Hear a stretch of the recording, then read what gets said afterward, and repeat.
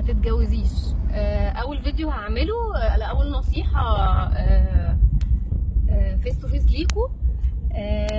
كنت اتكلمت قبل كده في بوست عن ما تتجوزيش مدعي الدين مش بتاع الدين.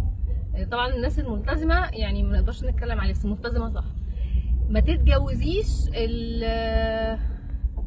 يعني المدعي الدين، بس بقى ايه زي ما احنا قلنا كده، الرسول عليه الصلاه والسلام قال خلقه ودينه.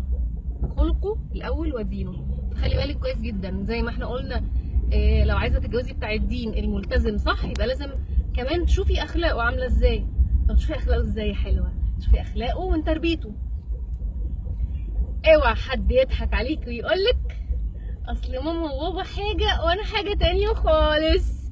لا، مفيش حاجه اسمها كده، مفيش حاجه اسمها كده.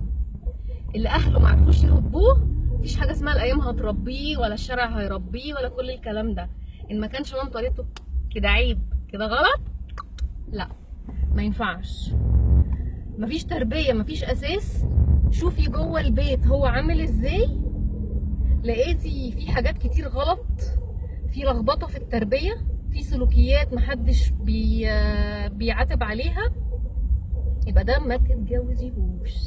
باي باي.